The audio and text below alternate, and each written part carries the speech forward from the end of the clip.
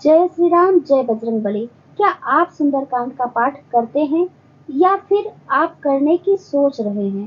तो ये वीडियो आपके लिए है, क्योंकि आज हम जानेंगे सुंदरकांड पाठ करते समय कि 6-7 ऐसी गलतियां जो अधिकतर लोग कर बैठते हैं और जिनसे पाठ का पूरा फल नहीं मिल पाता।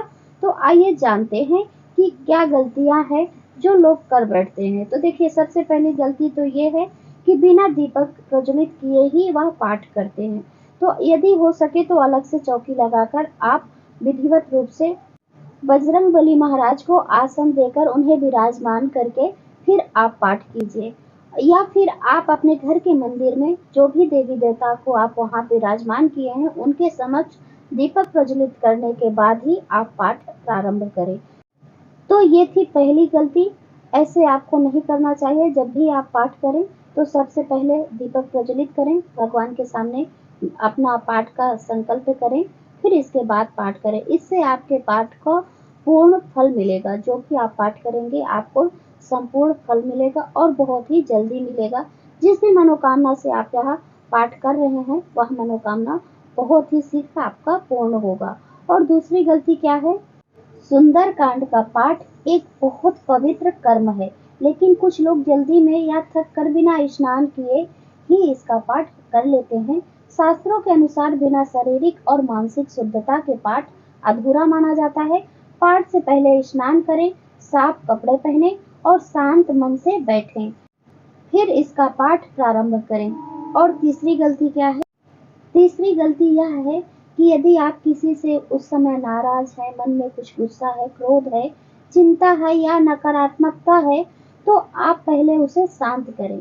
हनुमान जी के समक्ष बैठने के लिए श्रद्धा और शांति दोनों जरूरी है।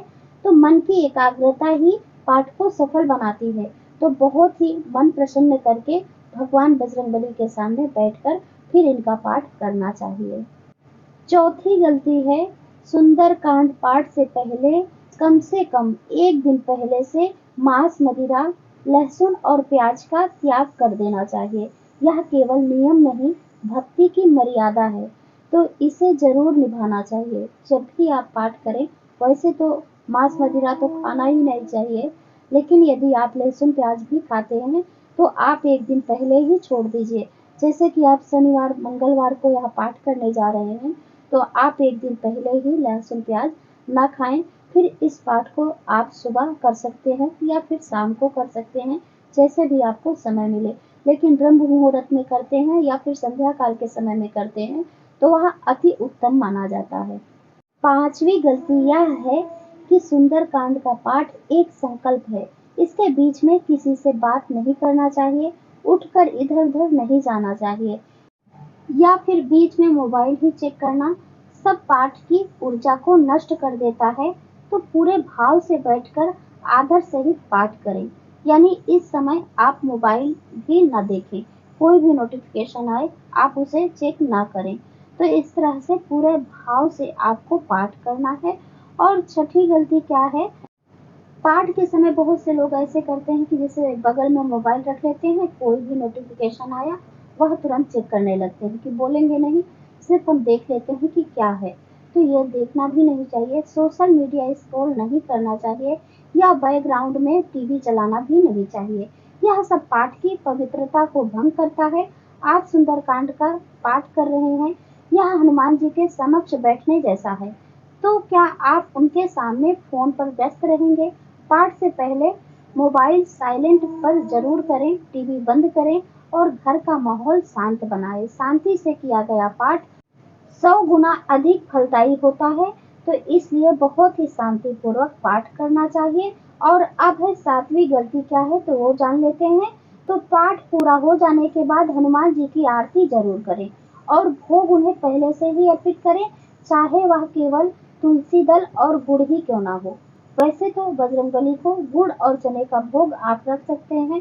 शनिवार और मंगलवार को आप जरूर इसका भोग अर्पित करें उन्हें, लेकिन इस दिन यदि आप पाठ करने बैठे हैं तो उन्हें भोग जरूर अर्पित करें। इस तरह से भोग अर्पित करने के बाद ही पाठ प्रारंभ करें।